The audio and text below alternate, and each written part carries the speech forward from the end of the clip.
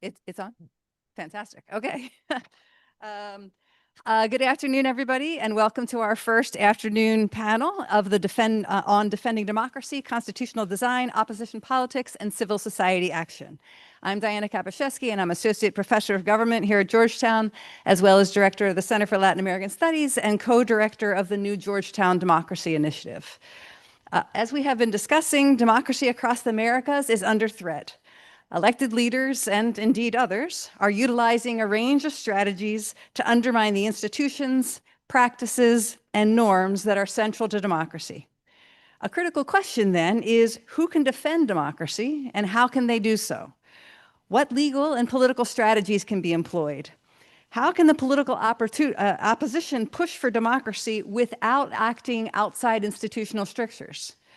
How can publics that are skeptical about democracy and what it has delivered be persuaded to support and protect it, as their willingness to do so is critical to democracy's persistence? To speak about this very important topic and answer these questions, we have with us today three renowned scholars. Tom Ginsberg is the Leo Spitz Distinguished Service Professor of International Law at the University of Chicago, where he also serves as Professor of Political Science, Faculty Director of the Maui Center for the Study of International and Legal Integrity, and founding Faculty Director of the Forum for Free Inquiry and Expression. His research focuses on comparative international law, and he is co-director of the NSF-funded Comparative Constitutions Project. Ginsberg is the author of several award-winning books, including Democracies in International Law and How to Save a Constitutional Democracy. He previously served as legal advisor of the Iran-U.S. Claims Tribunal in The Hague and has worked extensively with international organizations and governments on constitutional and legal reform. To my left, Professor Denise Dresser is Professor of Political Science at ITAM in Mexico and a leading analyst of Mexican politics and U.S.-Mexico relations. She's the author of influential works published in the Journal of Democracy and Foreign Policy, writes regularly for the Mexican news outlets Reforma y Proceso, and has been a frequent commentator on international media. She's served on numerous boards related to human rights and democracy and was named one of Mexico's most powerful women by Forbes. She's also a recipient of France's Legion of Honor for her contributions to democracy, justice, gender equality, and human rights. And finally, Professor Javier Corrales is the Dwight W. Morrow 1895 Professor of Political Science at Amherst College and a leading scholar of Latin American politics. His research spans democratization, presidential powers, party systems, populism, democratic backsliding, energy politics, foreign policy, and sexuality. Corrales is the author of numerous influential books, including Autocracy Rising, which analyzes Venezuela's slide into authoritarianism, and Fixing Democracy, which examines constitutional reforms and presidential power. His work has also appeared in top academic journals and major media outlets such as the New York Times, the Washington Post, NPR, and Foreign Policy.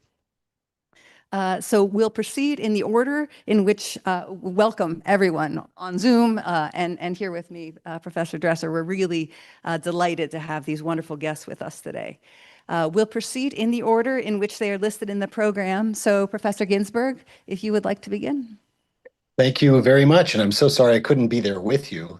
There's so many themes one can talk about, but I want to talk about professionalisms and their contribution to democracy. So a few years ago, my colleague Aziz Huck and I wrote a paper on what we call democracy's near misses. We examined situations where there's democratic backsliding and then something happened to arrest the backsliding and at least stop the hemorrhaging, if you will, and hopefully return things more into the democratic direction.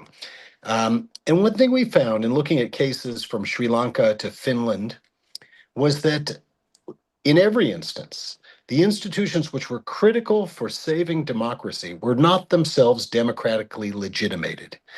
That is, when someone is trying to take over, it would be like an electoral system that insists on counting the votes, or a military that stays in barracks, or police that don't go arrest the opponents of the actual winners of the election, or bureaucracies, or courts, of course.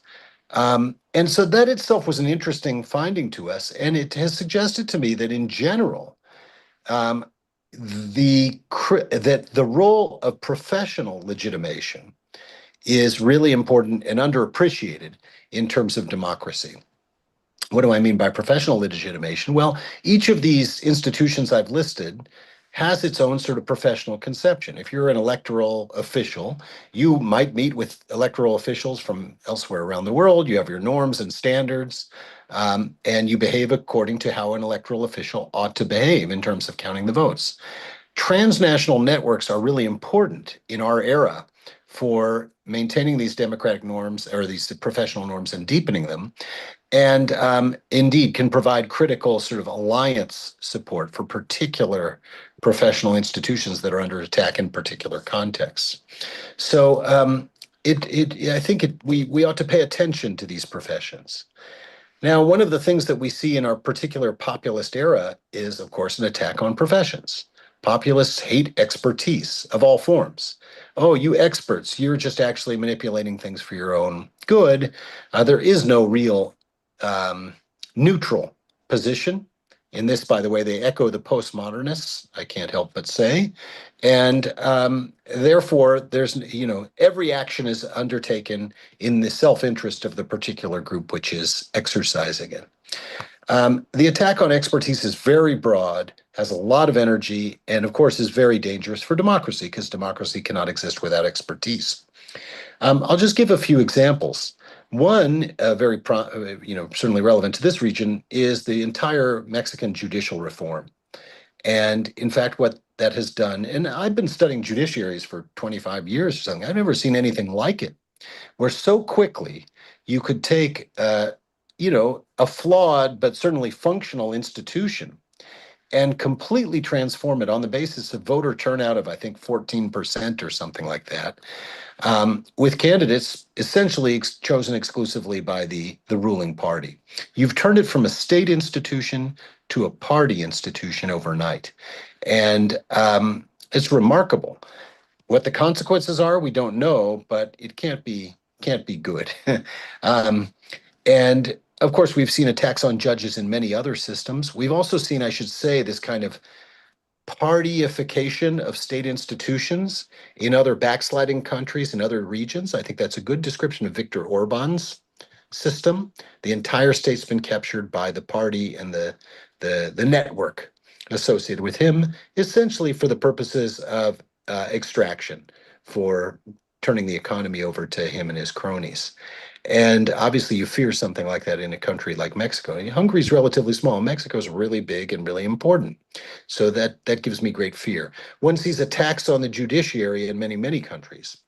And I think it's just one example of a way in which professional ethics and professional norms need to be reinforced and sort of re-legitimated to the public. Here's another realm in which that occurs: knowledge institutions. What do I mean by that? Well, universities are one, and we're under severe attack, certainly in the United States. Academic freedom was certainly at issue in Mexico with the attack on C-Day, which is well documented. And in other countries of the region, one sees attack on universities and their claims to neutrality. This one, of course, it's maybe most severe right now in the United States with the lawsuit against Harvard, the illegal, patently illegal withholding of funds from universities because they're seen as being, by the Republican coalition, as being, basically part of the Democratic coalition. So that's another huge problem for us. In this case, I have to say, part of the wound is self-inflicted. And it's not a popular thing to say. These attacks have no justification. They're illegal. But the fact is, in the last decade or so, we've seen an increasing sort of partisan attitude on the part of some academic institutions. Professional associations in different scholarly disciplines have decided that they are the arbiters of right or wrong. They have positions on justice. They have foreign policies. I have no idea why the Department of Anthropology thinks it's in, the discipline of anthropology thinks it's in a position to tell the rest of us, the ordinary voters certainly, what's right or wrong in foreign policy, but they're doing that. So that's a terrible error we ourselves have made. The way I think about it is that we had built up this capital stock of legitimacy through, millions of hours of dedicated scholarly research and hardworking academic, sort of production. And then the managers of our disciplines in some cases, and sometimes our universities, sort of thought, well, we could draw down a little bit on that stock by making a statement about, I don't know, the Dobbs decision in which ended overturned Roe v. Wade, or deciding to make a statement about foreign policy or something like that. And it's just one statement. Most of my people in the university like it, but the fact is, our universities do exist in democratic spaces, and our only legitimacy is as knowledge production institutions. And we let that slip. And that has rendered us, in my view, vulnerable to the vicious attacks which we're now seeing, at least in the United States. I could go on. I don't have time to do so extensively, but I will say, in general, I think bureaucracy, technical expertise, knowledge institutions, electoral institutions, all of these things are critical for democracy. You can't have democracy without those things. And as with everything, they're subject to escalating politicization at the hands of populists. The remedy must involve doubling down on expertise and doing a lot of self-policing. And I think we could start in universities. I think we've drifted. There's nothing good about the attacks that we're facing, but if we can at least begin a reform process where we return to inquiry as the central purpose of what we're about and production of facts for the public to debate in terms of what the political implications are, that would be a good start. I think I should stop there, just given the time limitations, and look forward to the rest of the discussion. Great. Thanks very much, Professor Ginsburg. I will turn the floor over to Professor Dresser. Thank you.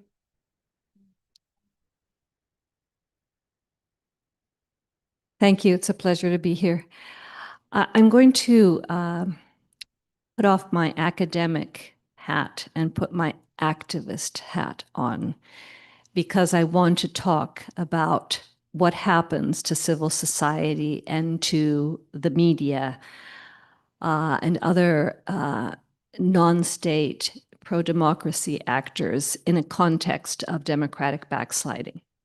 First of all, I appreciate that Mexico has been discussed in the context of backsliding, because oftentimes it is overlooked. Much of what has been happening over the past 7 years has occurred under the radar of international attention, where the worst offenders of democratic backsliding are usually the Orbáns and the Erdogans, and both López Obrador and Claudia Sheinbaum have evaded the kind of scrutiny and criticism that they deserve, particularly now with President Sheinbaum. Not only the international press, but I also see scholars in the United States gravitating towards the description of, but she's a woman, she's Jewish, she's a climate scientist, and she's a Trump whisperer. And so you see many people who in other contexts would have held Mexico to higher standards now avoiding those standards because there's a desire to create an anti-Trump hero or heroine. And also the fact that she is very popular, as Andrés Manuel López Obrador was as well. And this obscures the fact that institutionally, politically, in terms of even political culture, Mexico is now headed towards the category of what Levitsky would call a competitive authoritarian regime, albeit a soft one, or a voted autocracy. Mexico, I think, is a cautionary tale. And I'm glad that someone on one of the previous panels said that it was a very different case from the rest of Latin America, because we're not talking about a temporary shift whereby after another cycle, the opposition will be able to win again. That part of democratic normalcy or the minimalist requirements for democracy. Przeworski says democracy at a basic level is parties that lose elections. What is being constructed in Mexico today in terms of institutional design, the role of checks and balances, executive aggrandizement, and so many other factors that have been discussed here, means that Morena is constructing a hegemony with the intention of staying in power for a very long time and creating the conditions so that the opposition can never win the presidency again. Perhaps there may be local elections that could be competitive, but the rules of the game are being rigged as we speak. Today, Morena controls not only the executive, the legislative, and the judiciary branch. And Claudia Sheinbaum is talking about an electoral political reform that will put an end to what was deemed Mexico's democratic transition from the year 2000 to at least the year 2018. So I think we're witnessing a new kind of hegemony. And I would like to illustrate what this means for civil society and for activists and for people in the media through a series of small vignettes that involve me but transcend me. And I think they're very illustrative of our times, and political science lessons and lessons for comparativists and people who analyze the region can be drawn from these vignettes. First vignette, I'm sitting outside my apartment, Condesa, on the doorstep, talking on the phone. And suddenly a man stops in front of where I'm sitting, leaps out of his car and starts yelling at me, miserable, vendida, vendepatrias, agente de la CIA, mal cogida, not true, by the way, prianista, muérete, chayotera. And I'm stunned, although this happens to me and others like me more and more. And then he runs away. Within the next 3 minutes, a young man comes up. I'm still on the phone, by the way, and he leans over and says, Denise, thank you so much for your work on democracy, being out there in the streets, supporting democratic causes. I really appreciate it. So within 5 minutes, I experienced personally the polarization that the country is living. And why do I put this forward as an example? I'm not that famous. I'm not Britney Spears. Why would people recognize me on the street and yell at me? Because over the entire presidency of Andrés Manuel López Obrador, there was a morning press conference in which the president polarized the country. And I do not mean to gloss over pre-existing racial class polarization fractures. Those existed. But here there was a deliberate strategy on the part of the head of the executive to divide the country into the people and the non-people. The elites and the pueblo bueno, the morally bankrupt opposition, and those of us, Morena, we are different.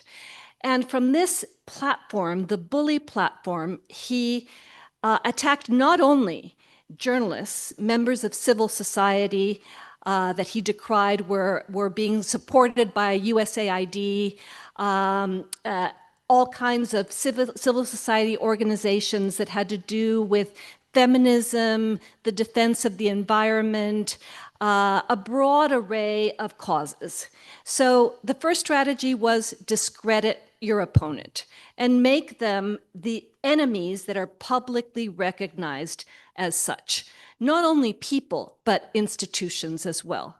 Every time a court ruled against the extra constitutional aspects of his rule, he would go after the courts, after a specific judge, after members of the Supreme Court. And this has an effect. In this conference, people have discussed the implications of Mexico electing its judiciary. It began with the polarization and the criticism of democratic institutions in the Mañanera, and it ended up with popular support for electing Supreme Court justices and all other members of the federal court system. Second vignette. I arrive home and there's a stack of papers, this tall, and it's I'm getting sued. I'm getting sued by a Mexican congresswoman who says that in one of my participations in the Mexican media, I exercised what is called political gender violence. I mentioned that she had illegally used a government plane, a military plane, to take her family to the presentation of her work as a congresswoman, and that this was probably the result of a personal relationship with someone who was in the Senate. And she took this case to the court system and more importantly, to the National Electoral Institute, so that I would stop criticizing corruption, but using the argument of political gender violence. She did this twice. I spent most of the past 6 years litigating in the court system and litigating against the government, a government that I had voted for to defend my rights. I actually won the case after it reached the highest electoral authority, which is the electoral tribunal.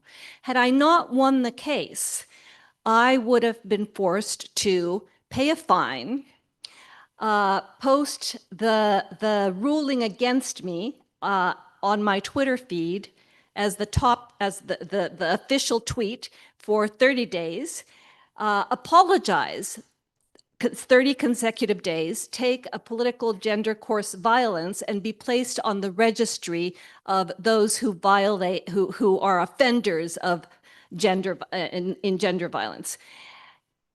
I won that case, but now Morena figured out the route. And if you look at what's happening to journalists in Mexico over the past 3 months, the most important and critical ones in the country are being taken to court precisely for the same reason: political gender violence.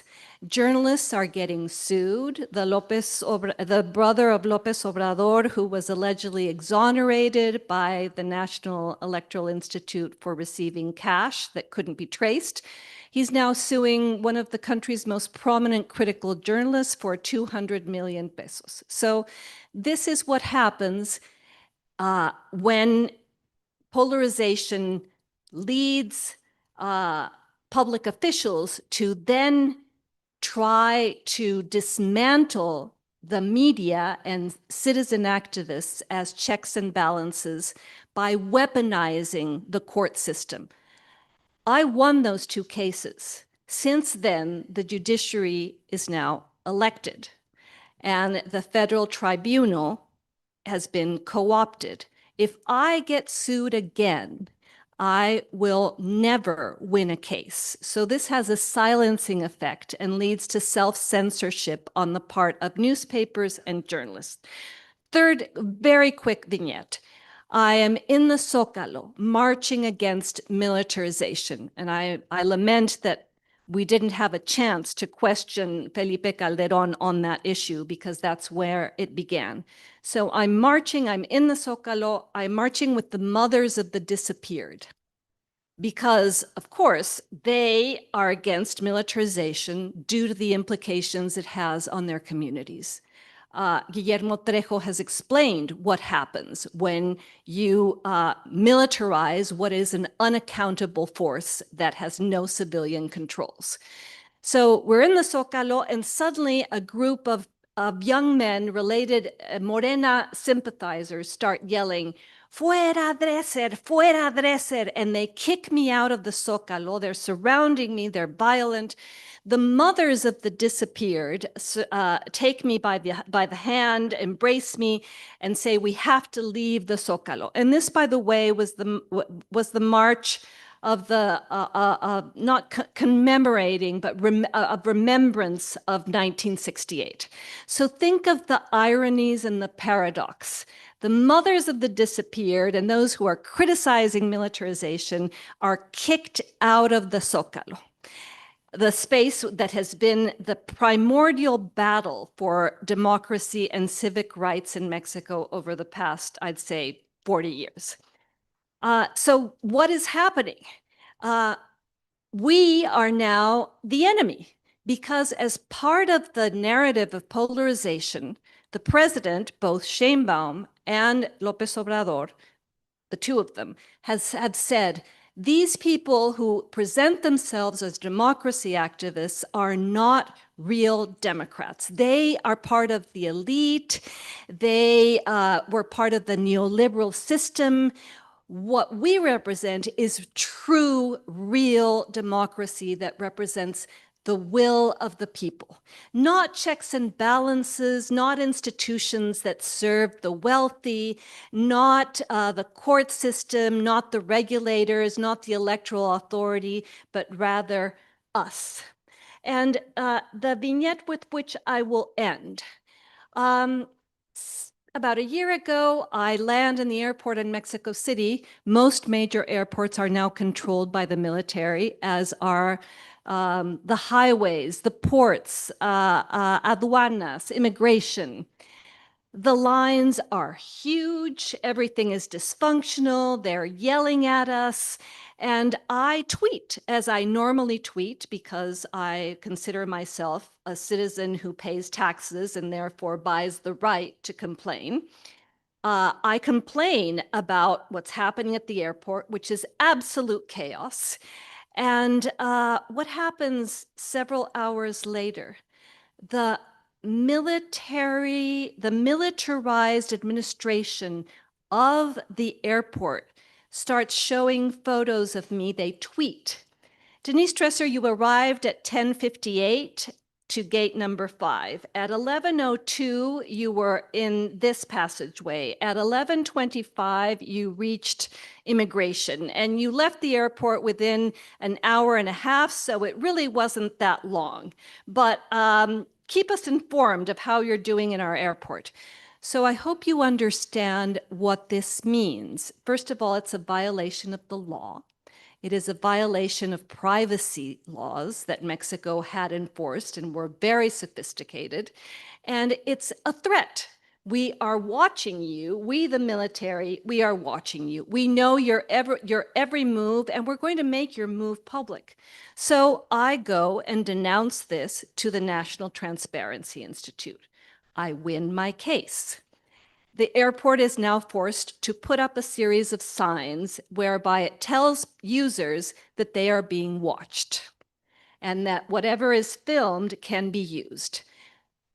The INAI, the National Transparency Institute, has now disappeared. It was eliminated by the Sheinbaum government and the López Obrador government as part of their plan to make democracy cheaper, dissolve institutions that really didn't serve any purpose. So what do these 4 vignettes tell you about civil society in Mexico today? First, it's under siege. Journalists are facing greater levels of censorship, not only institutional violence and state criminal violence, but the institutions of the state being weaponized against these groups. I was asked to say, how do you act? How do you defend in the face of encroaching authoritarianism? I taught a course with Anne Applebaum and Peter Pomerantsev at Johns Hopkins last term, and it was called How to Beat Autocrats, Lessons from the Front Lines in the Defense of Democracy. What's the first lesson? You must defend independent journalism. because there will come a point at which this will be one of your few checks and balances that remain. Second, choose your battles. The battle for the defense of institutions in Mexico today is lost. It's a lost battle.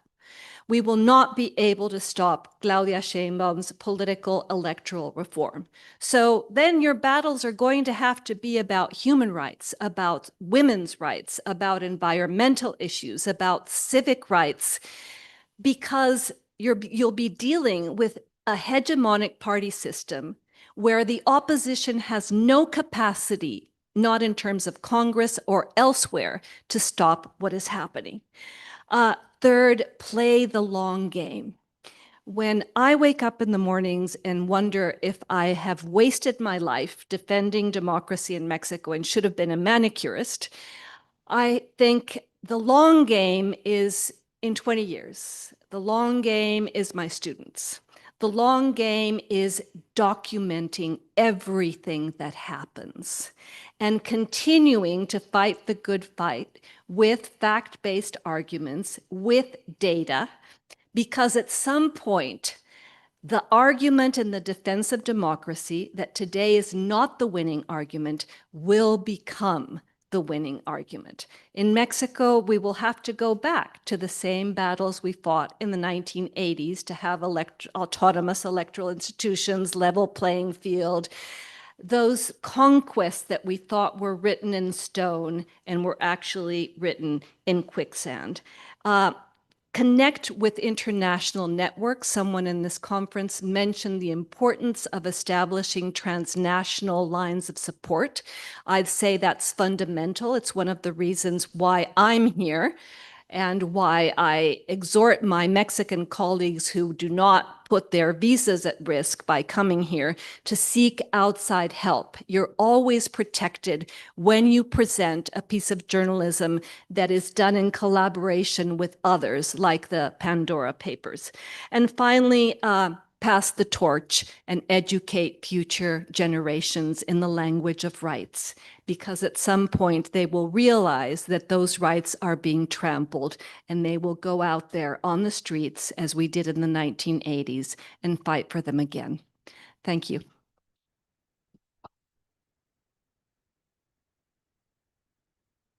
Wonderful. Thank you very much, Professor Dresser. And finally, Professor Corrales.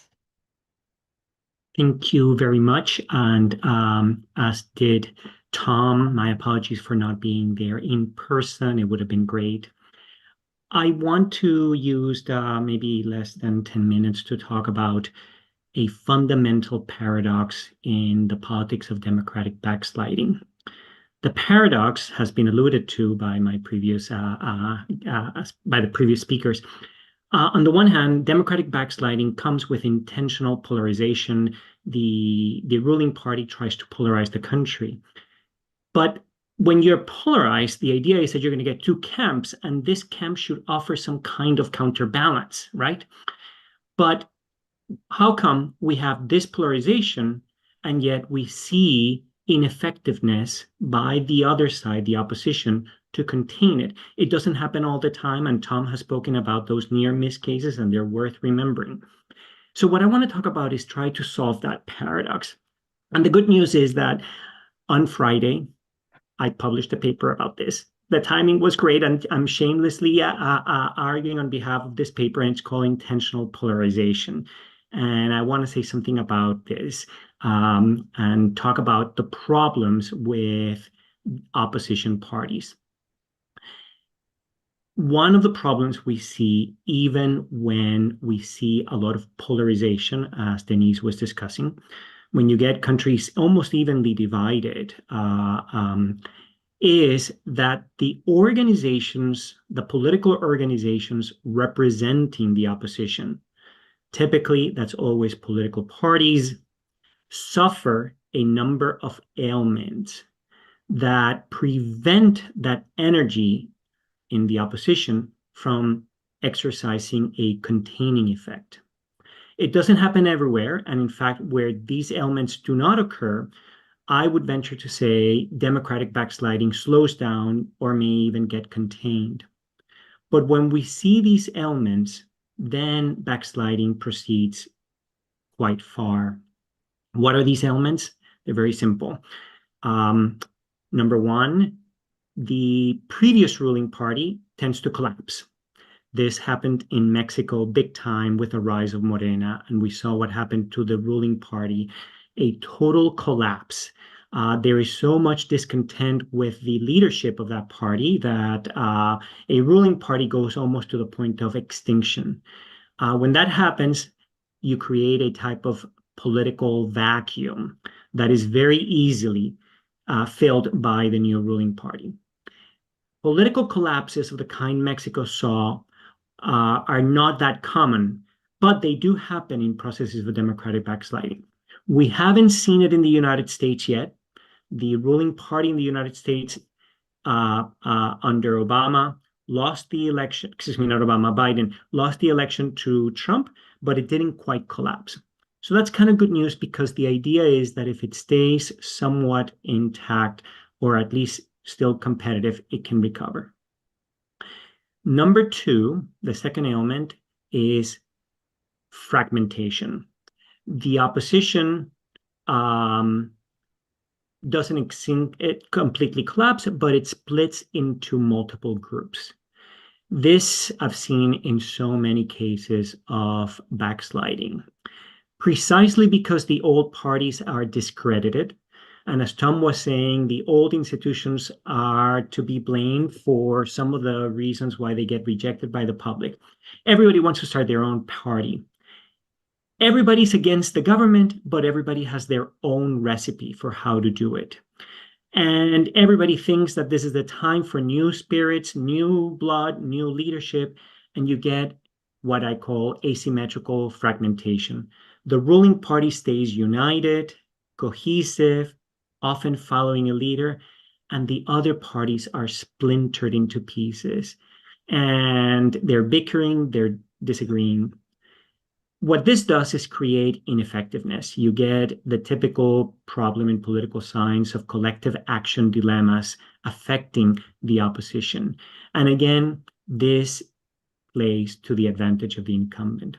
We have seen this if you remember, those of you who were studying the rise of democratic backsliding in Latin America in the 2000s, the big cases were Venezuela, Nicaragua, Bolivia, Ecuador. In all those cases, what you get is the fragmentation of the opposition in at least the first electoral cycles. Very bad news, but very, very likely to happen despite rising polarization. And the third one, and this one is very polemical. I think reasonable people can disagree as to whether this is an element or not. When backsliding occurs, typically it occurs because you see an increase in extreme policies. The governments adopt very extreme positions in some policies as well as in ideology. So it is very typical, and they also engage in a lot of power grabs. So it is very common for the opposition to imitate, to emulate, to become extremist, to become anti-institutional,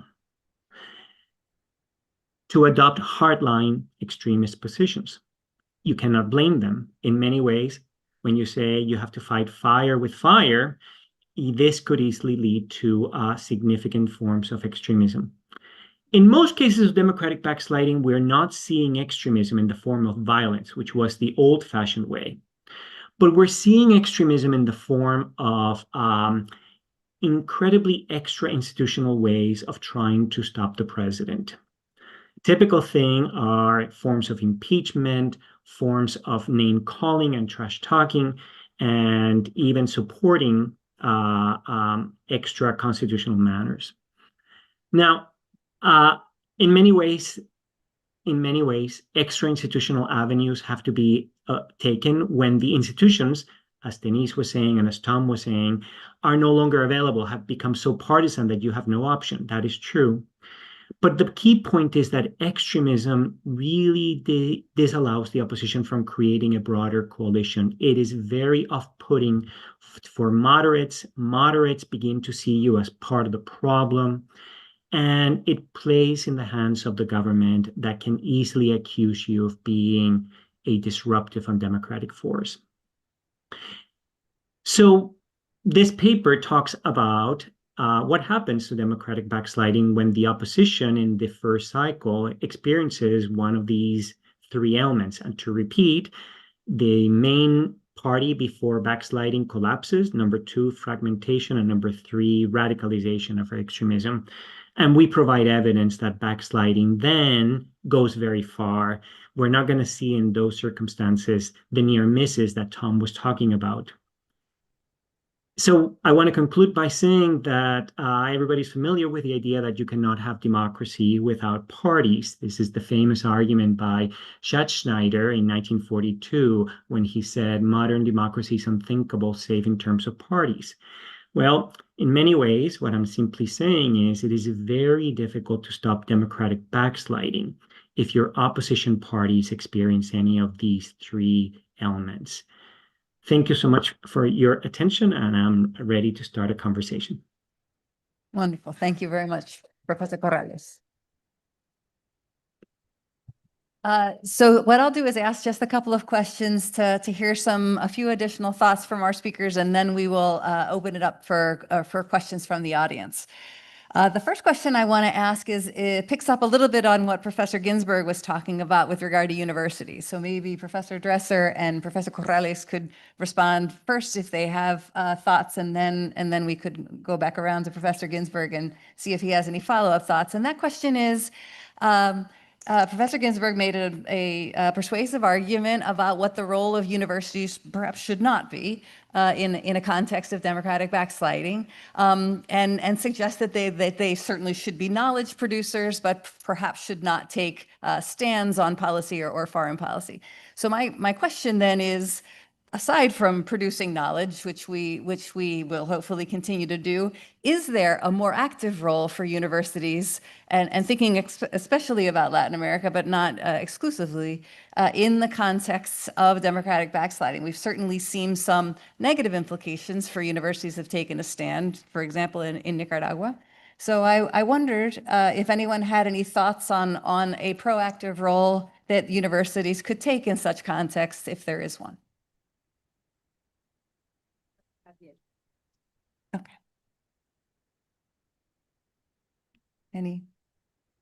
Any thoughts on that question? I certainly could say something. I can't see what's going on in the room. But when I say universities should do extra this, I tend to mean the university administration or, disciplines. That's sort of what I'm talking about. But of course, universities have a very long tradition in Latin America of being sites for democratic resistance, right? For mobilization and for demonstrations and things like this. And I don't say that, there's anything wrong with that at all. Young people are everywhere. The ones who are going to be on the front lines of this in Nicaragua, especially, right? It was the student movement a few years ago against Ortega, which prompted a vicious crackdown, of course. So that I have no problem with anything that's done by individual students or and such. I was referring more to the general phenomenon of professional knowledges being degraded. And maybe universities isn't the best example for that, but I could talk, for example, about the bar associations in the United States, which are seen by the Republicans as being democratic institutions. Now, why would that be? It doesn't make any sense. We have both Republican and Democratic lawyers. It has to do with the internal politics of the bar being overly aligned with one side well before there was democratic backsliding. That's kind of the phenomenon I was referring to. Great, thank you. Any additional thoughts on that?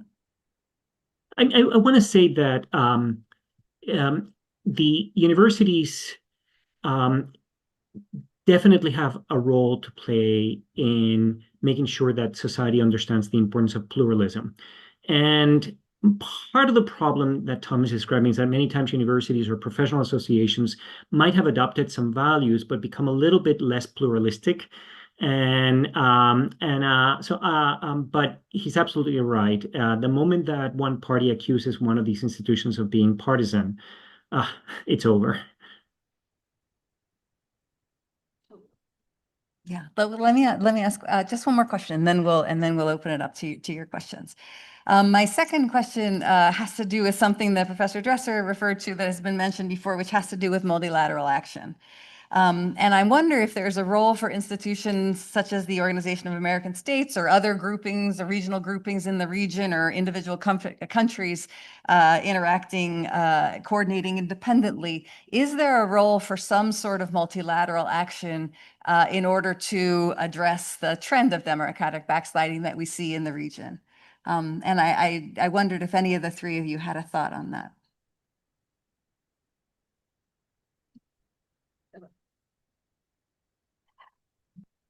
Very briefly,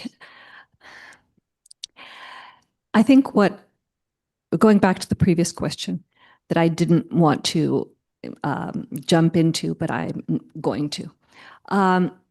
What has happened with CIDE in Mexico and with other research institutions, I think, is a cautionary tale. And they were both the research institutions in health and science, as well as CIDE, were used by López Obrador as examples of what happens if you don't obey in advance, as Timothy Snyder has suggested that many people want to do, and he has said that you shouldn't do in the context of democratic backsliding. They were defunded. The government put in administrators that were closely tied to its ideology. Scientists were defamed in the morning press conference and then actually had to defend themselves in the court system. Even though Claudia Sheinbaum is touted as a climate scientist, the fact remains that the budget cuts that her predecessor put into place are still there. So there is an attack on knowledge, on expertise, on facts, and there is a sense that universities are enemies of the project, of the movement, and of the people. You've also seen that in terms of the financing for those who study abroad. I'm sure that there are Mexican students here who are struggling to receive their monthly checks from CONACYT, and probably many of those who applied this year weren't even able to come. Plus, there's been a discrediting of those who study abroad as being in some way not representatives of the nation or of what Morena tries to espouse as the national vision. In terms of the OAS, I don't think we should spend any time debating this issue, given that multilateralism right now under the Trump administration is basically dead regarding Latin America. Any thoughts on that, Professor Ginsberg or Professor Corrales? I want to say that in general, supranational or transnational support has been critical in many parts of the world. Europe with the Venice Commission, European Court of Human Rights. Africa has actually a pretty good record of cooperation to defend democracy. And that is important. And one of the disturbing things about our particular moment is that how does any of this work in this hemisphere without the United States? Dismantling the entire structure of democracy support because Elon Musk didn't like it. It's truly insane that one billionaire's particular views has undermined an entire architecture, which was critical in so many cases. And so I really worry about that. In the end, if there's going to be transnational sort of democracy support mechanisms, and I'm speaking globally here, it's going to be sort of mid-level powers that are doing that. Sweden still has international organizations to do a lot of this work, or, maybe Brazil or things like this. But it's a big blow, and we shouldn't underestimate what that's going to do to the transnational support. Great. Okay, so with that, let's open it up to the audience for questions. I think people are running around with microphones. So what we'll do maybe is take a few questions and then have a round of answers because we're a bit short on time because we started a bit late. Thanks. Hi, I'm Eamon McGoldrick. I work at the National Endowment for Democracy. Really appreciate y'all taking the time to be here and particularly enjoyed this session.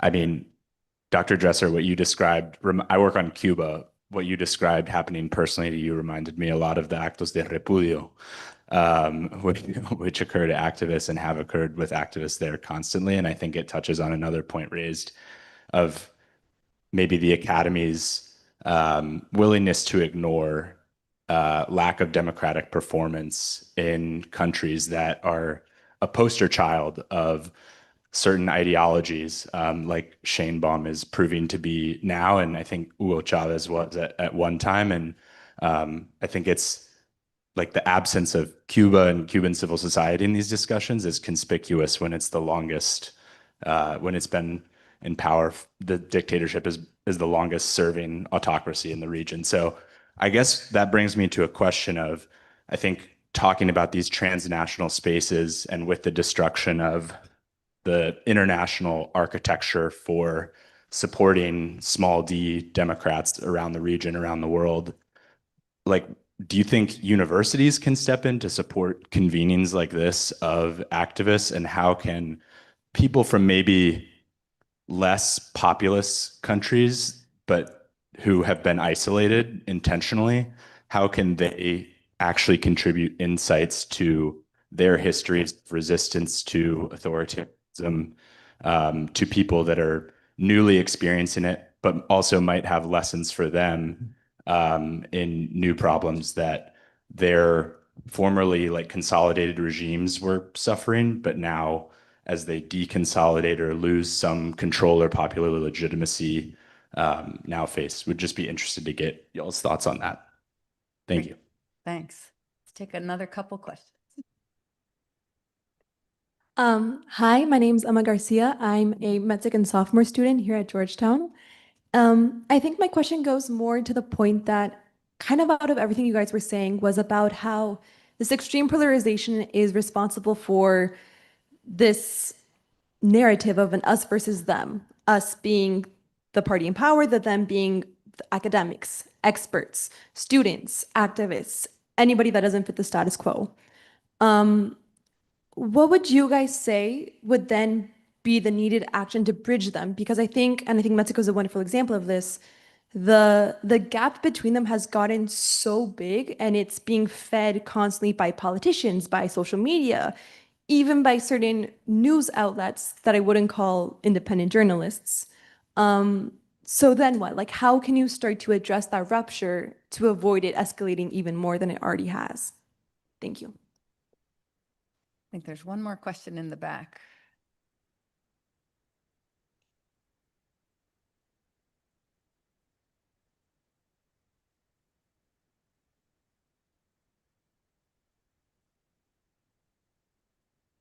Very short question. Is democracy definitely a losing issue in this new era, considering this polarization strategy Professor Corrales mentioned, and we should like at least primarily focus on bread and butter issues only?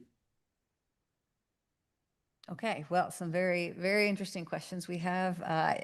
Would any of you like to jump in first to answer whichever ones you have some thoughts on? I might say a word about the last one, speaking from the United States perspective.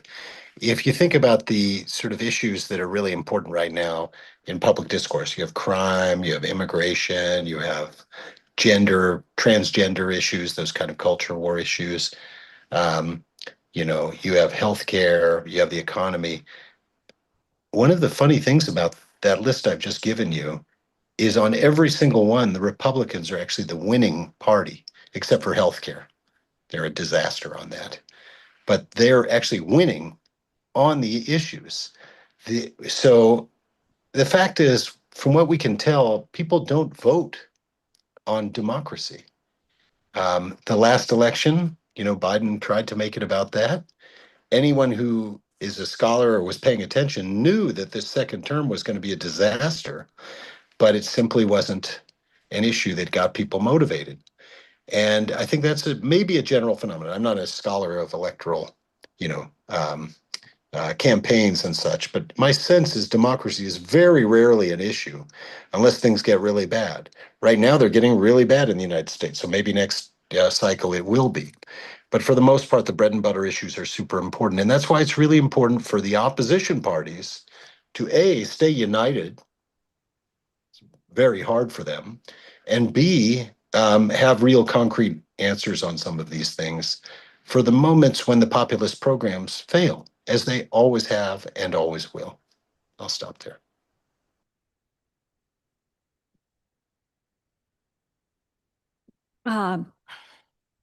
I'll try to answer all of these in one answer that links everything together. One of the things that I didn't mention in my talk is when thinking about the future, it's very important that as a civil society actor, a journalist, an academic, you don't contribute to polarization. Because I see, for example, the Mexican opposition, the Mexican center-right, the critics of Morena responding in the same fashion, in the same strident and tono descalificatorio, saying chairos, nacos, being, as Mexican elites have been historically, racist, elitist. So giving validity to the government's criticism of how they act. Or even now, the Mexican right clamoring for, and this is something that I would have called Felipe Calderón on, clamoring for American intervention to solve our crime and drug trafficking problems, which to me is tantamount, almost treasonous and ridiculous, a non-starter to begin with. But so don't polarize. And I think another key issue is that, as I said, democracy is not the winning argument, because by the time I get around to explaining to someone who is listening to me the importance of checks and balances, what rule of law means, defending an institution, to someone in Mexico for whom democracy didn't really mean anything, for whom institutions never really worked, for whom democracy meant simply an alternancia de élites impunes. So don't defend the past acritically. I think it's very important to understand that populist authoritarian regimes are a response to past failings. The failings in the Mexican case of the governments of the transition, what they failed to do in terms of making the system more inclusive and making democracy more representative and more accountable. And I think another reason why there isn't enough criticism of Mexico is precisely because there has been one singular triumph of the so-called fourth transformation, and that is alleviating poverty in the case of 13 million people. Some of it may be unsustainable. Another part of it has to do with what should have been done. Fox recognized this recently, which is raise the minimum wage. But if democracy as an abstract concept didn't really mean anything, getting money from the government and getting identity recognition in the morning press conference does mean something. So as an opposition or as a critic, where can you work in those spaces of issues that matter to people, that have to do with health care, with having a permanent job, with not living in informality, with when you get sick, can you actually go to the IMSS? Are there going to be medicines?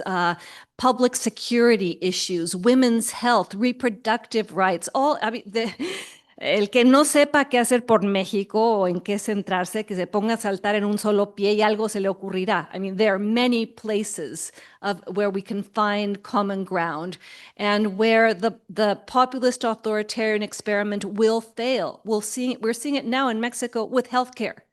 I mean, the public healthcare system is a disaster. You can claim poverty alleviation by income, but then look at the flip side of it. So find those spaces. And I'm not saying focus only on bread and butter issues. One of the reasons that this happened in Mexico, democratic backsliding, is because my generation did not pay enough attention to democratic pedagogy, explaining what rights mean and why they're important.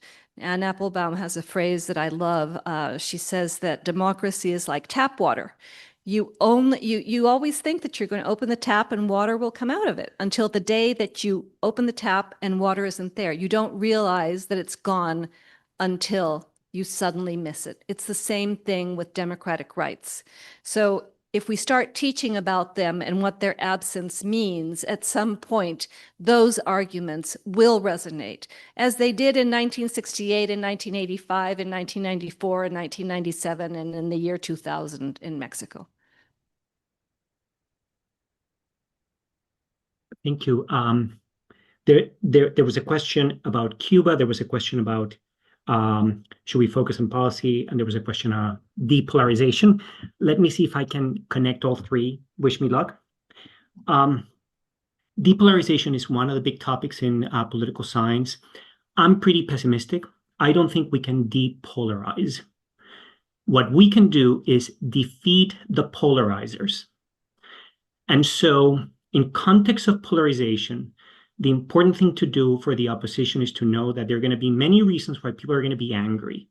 They're going to be angry because in processes of autocratization, you're going to see a lot of policy blunders, a lot of policy corruption.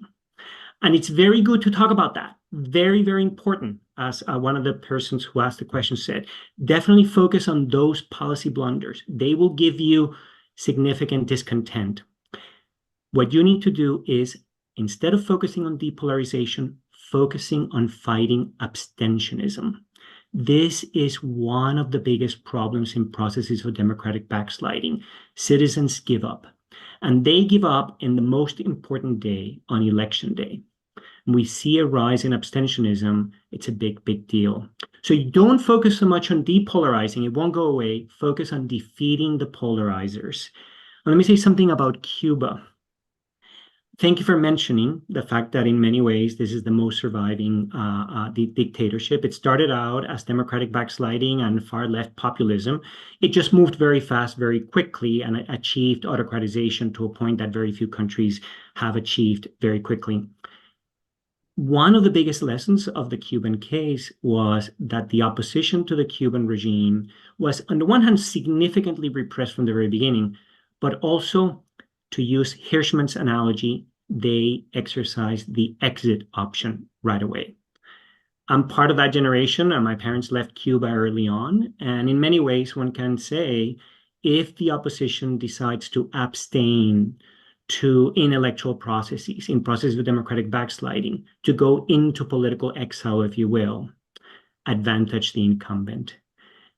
One of the biggest things that I'm always confronting when autocratic backsliding reaches a significant high point, citizens begin to say, well, it's useless. Morena is always going to win. So why even bother? This is what we have to fight. Not so much have the hope that we're going to lower polarization. In so many ways, there are many folks who argue some polarization is actually good for you, but defeating the polarizers. Thank you. Great. Thank you very much. I think I'm being instructed to stop. Okay. We started a little bit late, and so we will also end a little bit late, but not too late.